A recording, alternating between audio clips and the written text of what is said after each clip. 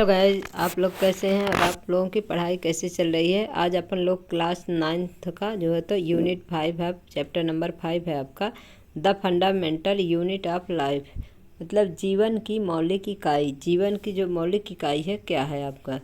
तो चलिए अपन स्टार्ट करते हैं। क्या है? कार्क की पतली काट के अवलोकन पर रॉबर्ट हुक ने पाया कि इनमें अनेक छोटे छोटे प्रकोष्ठ हैं जिसकी संरचना मधुमक्खी के छत्ते जैसे प्रतीत होती है।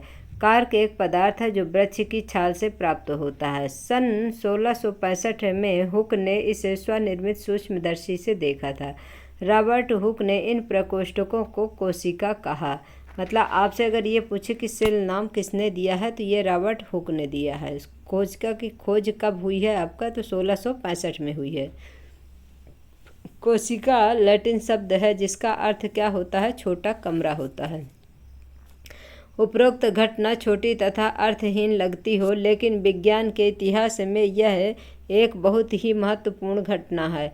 इस प्रकार सबसे पहले हुक ने देखा कि सजीवों में अलग अलग एकक होते हैं। इन एककों का वर्णन करने के लिए जीव विज्ञान में कोशिका शब्द का उपयोग आज किया जाता है।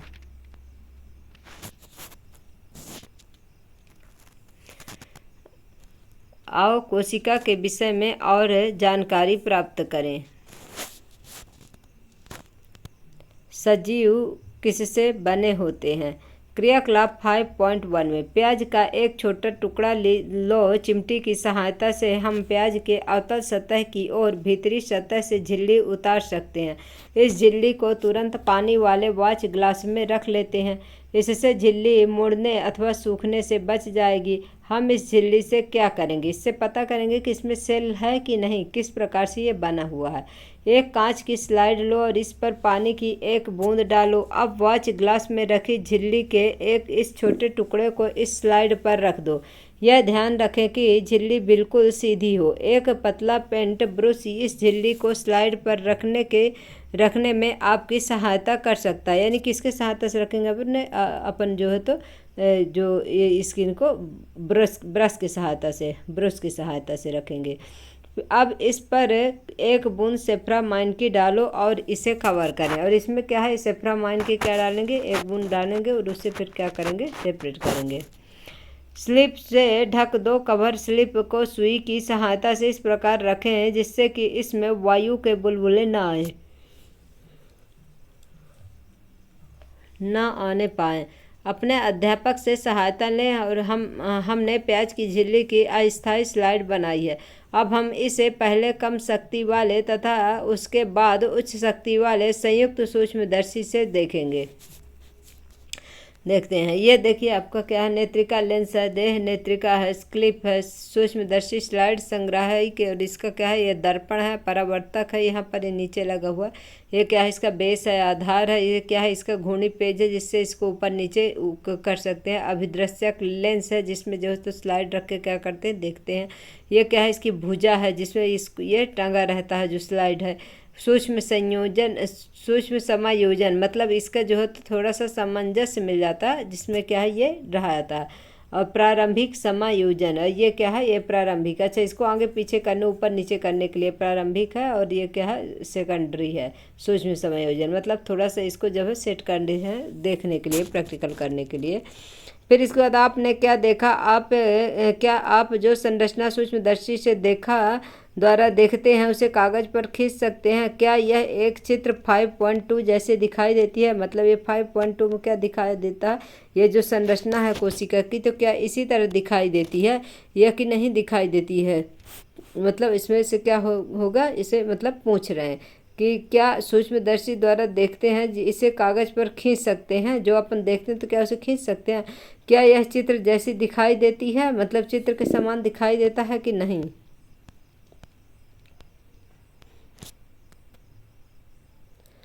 कोशिका का सबसे पहले पता किसने लगाया था, तो रॉबर्ट हुक ने लगाया था। इनसे कोशिका को कार्क की पतली काट में अनगढ़ सूक्ष्मदर्शी की सहायता से देखा। ल्यूवेनहॉक ने 1674 में सबसे पहले उन्नत सूक्ष्मदर्शी से तालाब के जल में स्वतंत्र रूप से क्या जीवित कोशिकाओं को पता लगाया। मतलब जीवित कोशिकाओं को पता किसने लगाया है, लेeuwenhoek ने। लेकिन सेल की खोज किसने की है, रॉबर्ट हुक ने। फिर जीवित कोशिकाओं का पता लगा रॉबर्ट ब्राउन ने 1831 में कोशिका में केंद्रक का पता लगाया। तो केंद्रक का पता किसने लगाया है, रॉबर्ट ब्राउन ने। किस सन में, 1831 में। ये गाइज आप नोट करते जाइएगा क्योंकि ये पॉइंट ही हैं, ये क्वेश्चन है आपके। फिर इसके बाद है J.E. पुरकिंजे ने 1839 में कोशिका में स्थित तरल जैविक पदार्थ जो कि जीव द्रव्य का नाम दिया है, जो जीव वैज्ञानिक एम्सलीडन तथा टी स्वान ने कोशिका सिद्धांत के विषय में बताया। मतलब कोशिका सिद्धांत के बारे में किसने बताया आपका, तो स्लाइडन एवं स्वान ने बताया है। इस सिद्धांत के अनुसार सभी पौधे तथा जंतु कोशिकाओं से बने हैं और वे जीवन की मूलभूत इकाई हैं। बिर्चो ने 1855 ने कोशिका सिद्धांत को आगे बढ़ाया। फिर कोशिका सिद्धांत को आगे किसने बढ़ाया, दिया किसने था, स्लाइडन एवं स्वान ने। और इसको जो तो आगे किसने बढ़ाया, तो बिर्चो ने। कब, 1855 में। उन्होंने बताया कि सभी कोशिकाएं पूर्ववर्ती कोशिकाओं से बनती है। मतलब पहले यह नहीं पता था कि जो सेल है तो बनती किससे है, तो जो पूर्ववर्ती यानी कि जो पुरानी सेल रहती है उसी में से नई सेल का क्या होता है, निर्माण होता है।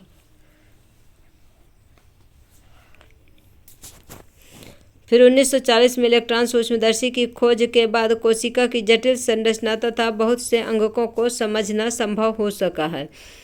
क्रियाकलाप 5.2 में हम पत्ती की झिल्ली, प्याज की मूलाग्र अथवा विभिन्न आकार के प्याज की झिल्ली की अस्थायी स्लाइड बना सकते हैं। उपरोक्त क्रियाकलाप करने के बाद निम्नलिखित प्रश्नों के उत्तर दे दीजिए। क्या सभी कोशिकाएं आकार तथा आकृति की दृष्टि से एक जैसी दिखाई देती हैं, सभी कोशिकाएं।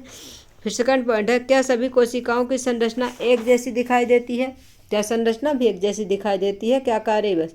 फिर थर्ड पॉइंट है, क्या पादप में विभिन्न भागों में पाई जाने वाली कोशिकाओं में कोई अंतर है, पादप और ह्यूमन बींग्स में कोई अंतर है, जी बिल्कुल है। हमें कोशिकाओं में क्या समानता दिखाई देती है।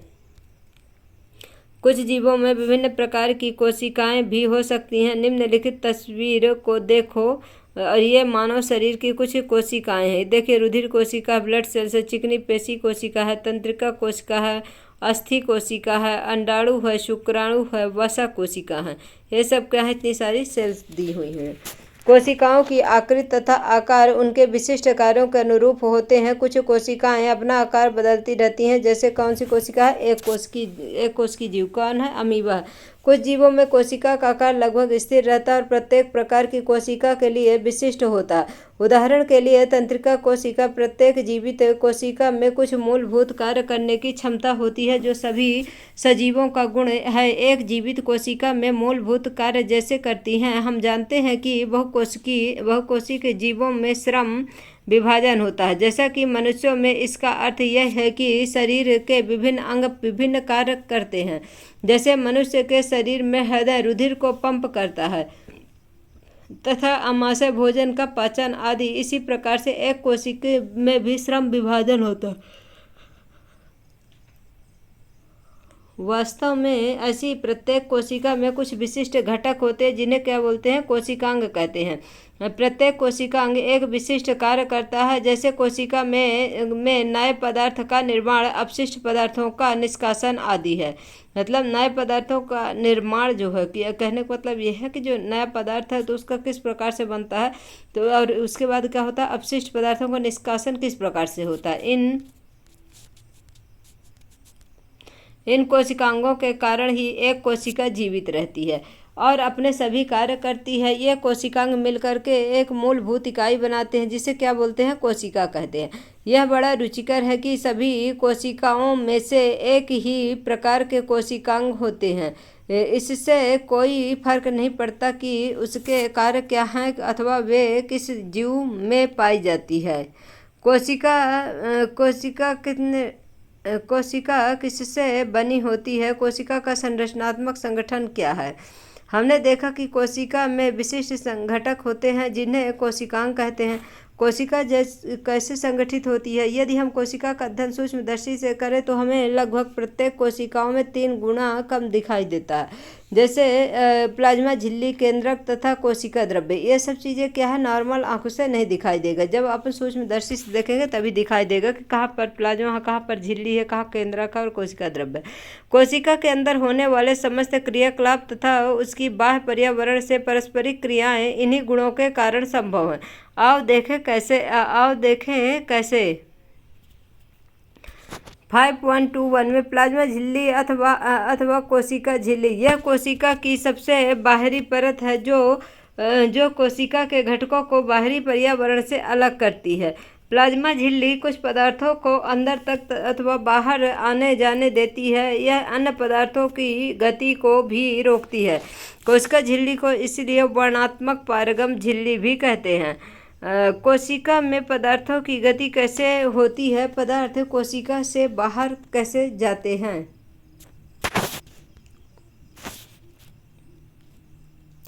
कुछ पदार्थ जैसे कार्बन डाइऑक्साइड अथवा ऑक्सीजन कोशिका झिल्ली के आर पार विसरण की प्रक्रिया के द्वारा आ जा सकते हैं। हम पिछले अध्यायों में विसरण की प्रक्रिया के विषय में पढ़ चुके हैं। हमने देखा कि पदार्थों की गति उच्च सांद्रता से निम्न सांद्रता की ओर होती है।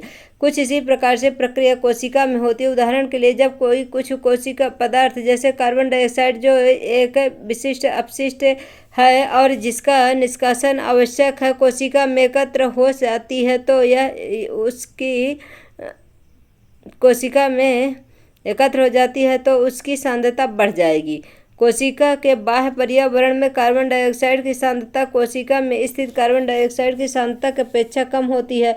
जैसे कि कोशिका के अंदर और बाहर CO2 की सांद्रता में अंतर आता है, उसी तरह उच्च सांद्रता से निम्न सांद्रता की ओर विसरण द्वारा कोशिका से कार्बन डाइऑक्साइड द्वारा निकल जाती है। इसी प्रकार जब कोशिका में ऑक्सीजन की सांद्रता कम हो जाती है तो ऑक्सीजन बाहर से कोशिका में विसरण द्वारा चली जाती है।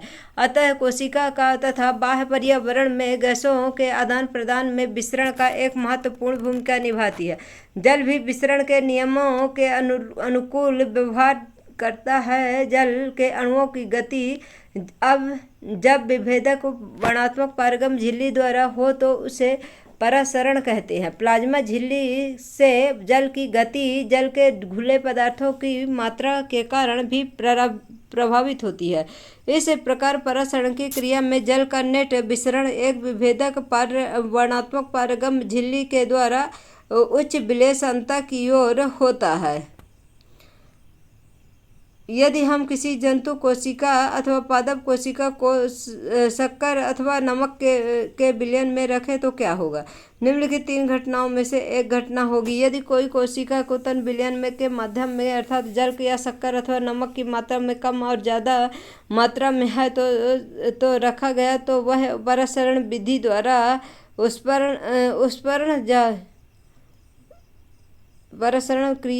परासरण विधि द्वारा कोशिका के अंदर चला जाएगा। ऐसे विलयन को अल्प परासरण दाबी विलयन कहते हैं।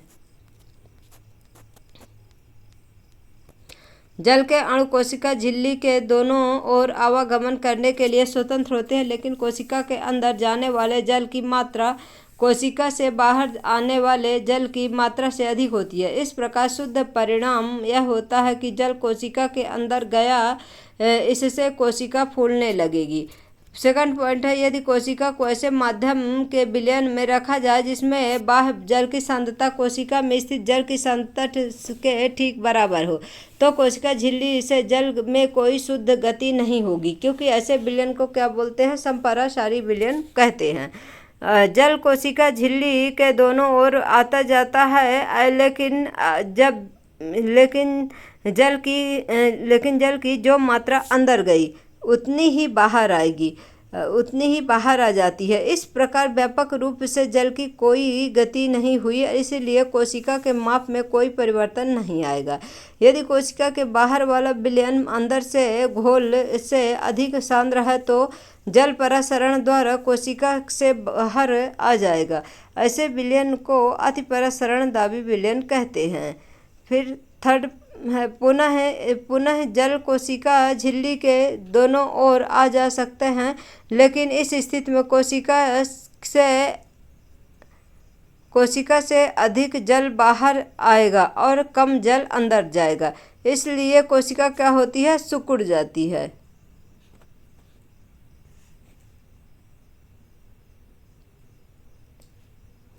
और कम जल अंदर जाएगा, इसीलिए कोशिका सिकुड़ जाती है। प्रसरण इस प्रकार विसरण की एक विशिष्ट विधि है जिसमें वर्णनात्मक झिल्ली द्वारा गति होती है। आओ निम्नलिखित क्रियाकलाप करें।